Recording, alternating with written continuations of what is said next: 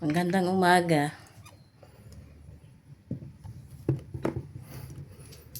Para sa inyo.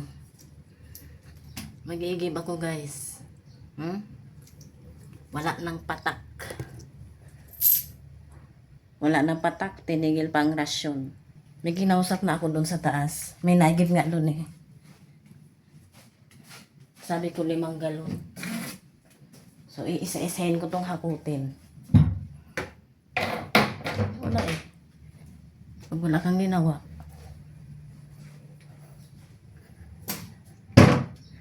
Wala kang tubig. Kanina yung asawa ko, may pinaligo pa naman siya kasi may natira pang isang ganto. Ngayon, naghugas lang ako ng perlas. Mamaya guys, update ko kayo ha. Gagamitin ko yan. Ayan. Yung trolley na yan. Semento kasi yung nakalagay. Hindi ko naman kaya bitbitin to.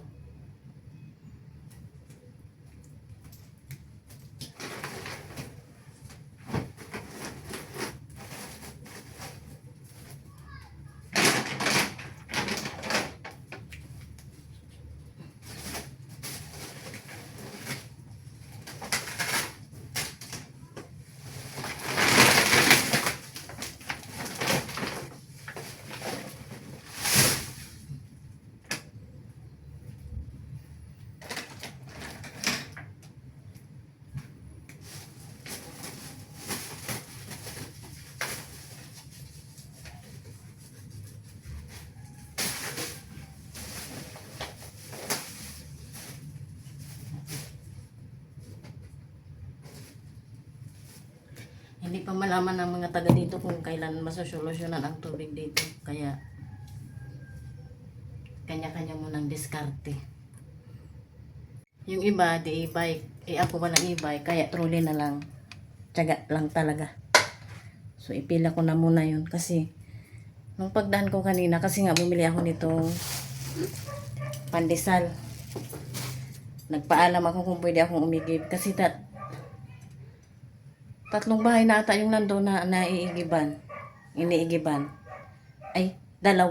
Pangatlo sa kanya na nagpaalam ako. Tapos nung pabalik na ako pa uwi, may naigib na doon, naka-invite. Senior. So, ipila ko na muna yan. Hingal na hingal ako.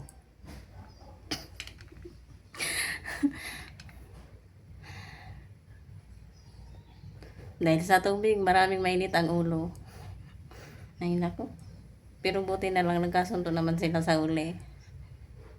Patawarin.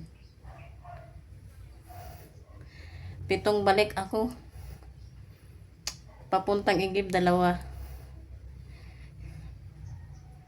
Ay papuntang pila 2. Kasi nga 5. Niyakap ko na yung 3 pangalawa. Tapos ngayon naman na igib pa isa-isa, 5 balik. At least nakaraos ako guys. Ay naku, salamat po. Tingnan nyo yung simento. Matigas na to. Matigas na. Matigas na.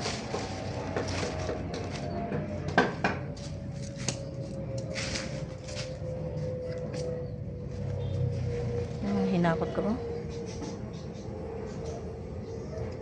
Ganun. Kadami. Kanya-kanya talaga diskarte. Yung iba naka-e-bike, yung iba naka-motor, yung iba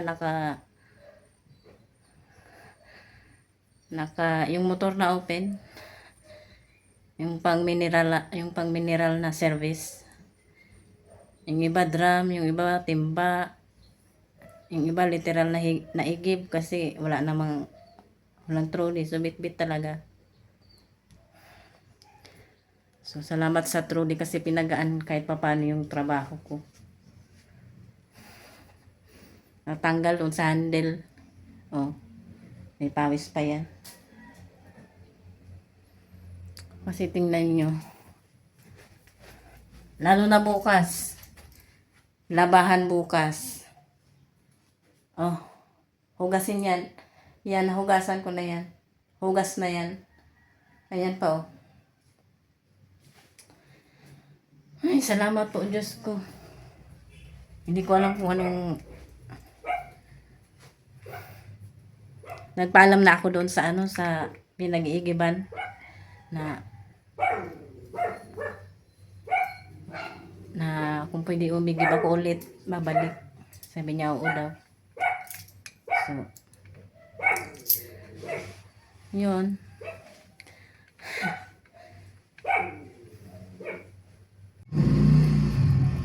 Tapos ko na guys, tapos na ako magsalin doon sa may timba sa CR. May dalawa at kalahati pang galon na hindi ko pa na sasalin. Kakain muna ako. Inuna ko tong pandesal. Pero may ulam kami dyan. Yung tira kagabi. Adobong ano.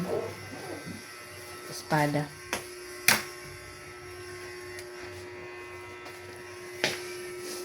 Kakain muna ako guys.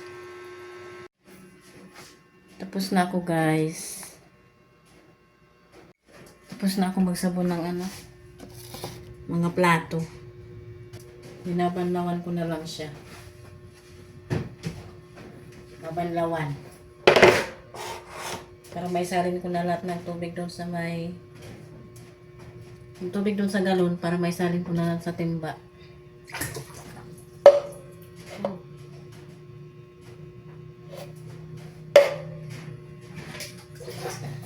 Para mamaya kung sakaling sipagan, mamayang hapon bumalik.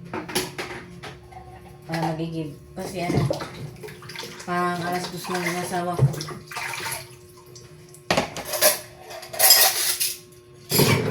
Nagpaalam na rin naman ako dun sa may ano, sa may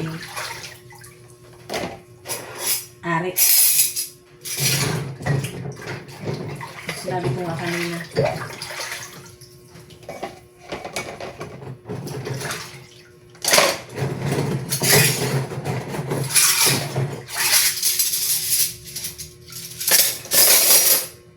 Yung isang kapitbahay dito,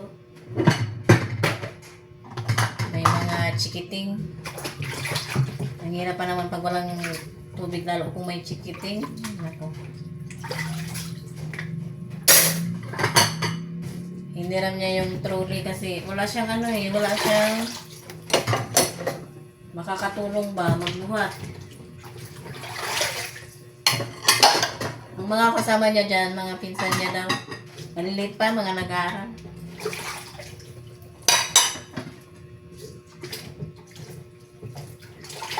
Hiniram niya yung trolley.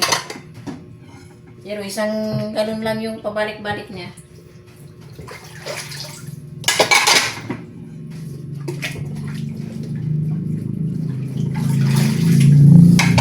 Kanina bago umalis yung asawa ko, sabi niya, magpa-deliver na lang daw ako. Ibig sabihin, mineral. Ay naku, 31 galon.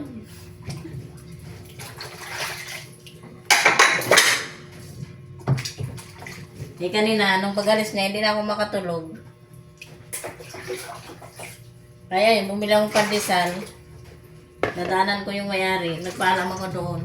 O diba, 30. Tanggalin yung 0, 3 lang yung isang galon.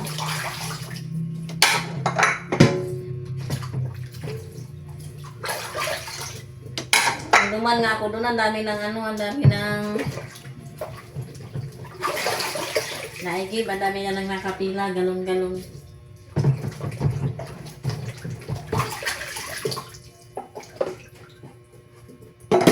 Kaya kung hindi talaga didiskartehan yung sitwasyon namin dito, gastos be!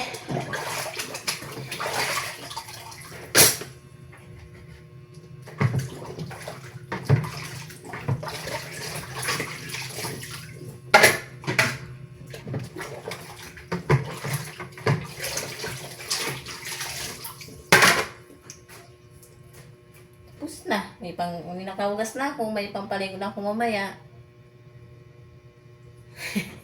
Hindi ko alam yung para bukas. Baka meron pang matira. Naisalin ko na guys yung tubig.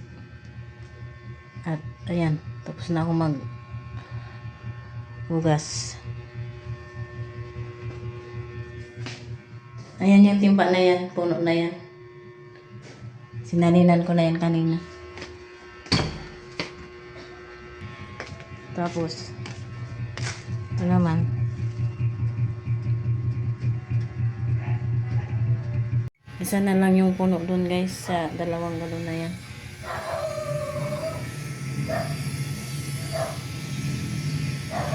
Yan na lang ang puno.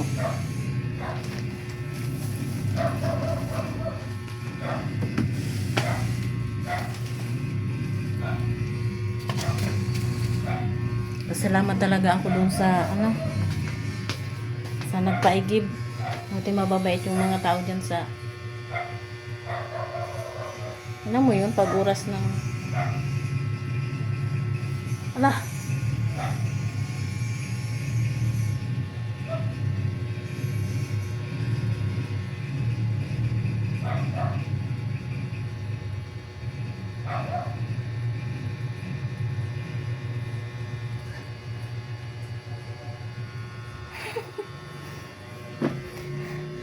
tuwad ako ng tuwad dyan eh.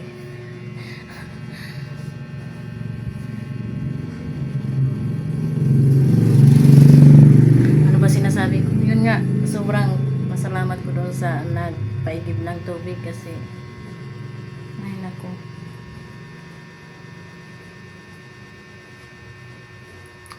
₱100+ ang gagastusin kong mineral ang tubig na iigibin.